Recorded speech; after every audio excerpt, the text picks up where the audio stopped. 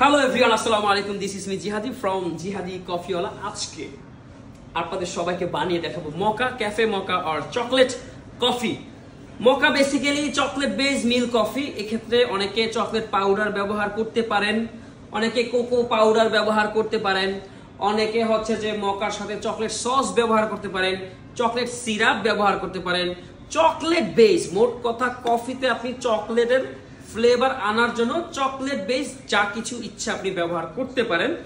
আমি আজকে chocolate syrup দিয়ে বানিয়ে আপনাদেরকে দেখাবো, যেহেতু আমাদের বাংলাদেশে ম্যাক্সিমাম জায়গায় কিন্তু চকলেট সিরাপ বা চকলেট সস ব্যবহার করা হয়ে থাকে। তাহলে আমি সিঙ্গেল পটাপটা থেকে সিঙ্গেল এসপ্রেসো নিয়ে নিচ্ছি। Okay guys, let's check it out. এখানে 9 গ্রাম, কয় গ্রাম কফির গুঁড়া ফর দ্য সিঙ্গেল এসপ্রেসো। আপনি চাইলে 18 গ্রামও ব্যবহার করতে পারেন, কোনোটাই ভুল বলা যাবে না, দুটাই সঠিক পদ্ধতি। একটু ডিস্ট্রিবিউট করে নিচ্ছি। প্রত্যেকটা কফি বানানোর শুরুতে অবশ্যই ডিস্ট্রিবিউট। এরপর ট্যাম্প 14 থেকে 18 কেজি। যদি ম্যানুয়াল ট্যাম্পিং হয় তাহলে এইভাবে হাতের ব্যালেন্সটা থাকতে হবে। অ্যারাউন্ড 30 পাউন্ড, মানে 15 কেজি আমি ইয়ে করলাম। সবসময় একটু শাওয়ার স্কিন থেকে এরকম ভাবে পানি বের করে নিতে হবে। কেন? স্কিনে লেগে থাকা কফি ডাস্টকে রিমুভ করার জন্য। এরপর লক করে দিতে হবে। একটা কাপটা অ্যারাউন্ড 8 আউন্স হলে ভালো হয়।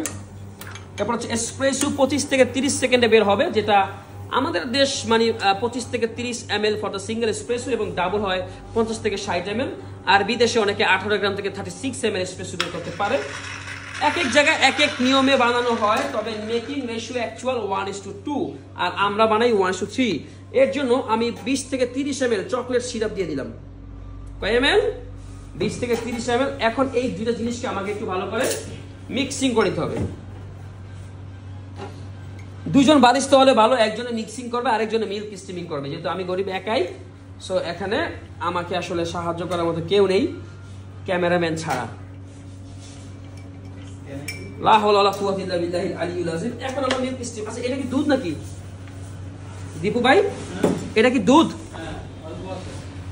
আর কোথায় দুধ? আর ডিপে হলে কেমনে কি? সো মিল্ক স্টিমিং রেডি তো, রাইট? মিল্ক স্টিম করতে হবে আপনাকে লাটের মতো। সেই ক্ষেত্রে আমি 200 থেকে 250 ml মিল্ক, কোল্ড মিল্ক, যেটা অবশ্যই ফ্রিজ থেকে বের করে আর কি নিলাম একটা পিচারেতে। মেশিনকে অবশ্যই পার্চ করে নিতে হবে প্রত্যেকটা কফি বানানোর শুরুতে। যদি স্টিম ওয়ান্ড, যদি আপনার ঠান্ডা থাকে সেই ক্ষেত্রে আপনার গরম করে নিতে হবে। এরপর ক্লোজ টু দা পিচার, এই নজলটা পিচারের মাঝামাঝি আনার পরে হালকা বাঁ দিকে করে আমি স্টিমিংটা শুরু করে দিলাম। ফোমটা যেন কোনোভাবে অতিরিক্ত না হয়ে যায়, সেক্ষেত্রে আমাকে হাত দিয়ে ইশারায় বুঝতে হবে। আপনি বানাতেই পারবেন। আর ডিজাইন বা কফি প্রশিক্ষণ নেওয়ার জন্য আসতে হবে কোথায়? জিহাদি কফিওয়ালাতে। So you are here for your barista training. Okay, so we are done. Milk steaming শেষ। এবার আমরা একটা ডিজাইন করি। আপনি যে কোনো ডিজাইন করতে পারেন, আমি যা পারি তাই করে আপনাদেরকে দেখাচ্ছি আর কি। বিসমিল্লাহির রহমানির রহিম। উপর থেকে মিক্সিং করতে হবে, ক্লোজ মিক্সিং করতে হবে খুব স্মুথলি। এরপর 50% বড় হয়ে গেলে ওকে আকার দেখা তুমি কি কি মজা সে তুমি জানো ওকে আকার। সো আপনি যা পারেন। ভালো ডিজাইন করতে পারি না, যেহেতু আমি ডিজাইন নিয়ে ওরকম কখনো ফোকাস করিনি, সো এই জন্য আর কি এটা আপনাদেরকে দেখালাম। So this is call what? This is actual mocha or cafe mocha, or we can say the chocolate latte. So guys, আসুন দেখুন, আমাদের প্রশিক্ষণ শিখুন। দেখা হবে বারিস্তা ট্রেনিংয়ে। বিদায় নিচ্ছি আজকে। আসসালামু আলাইকুম। জুবাইরকে আমরা টেস্ট করাবো মকা জুবাইর খেয়ে টেস্ট করবে মকা। আচ্ছা জুবাইর, তোমার একটু আমাকে এক্সপ্রেশনে জানাও যে এই কফির টেস্ট কেমন? এই কফির টেস্ট খুবই সুইট, বিকজ মকাতে চকলেট, ডার্ক চকলেট ইউজ করা হয়েছে।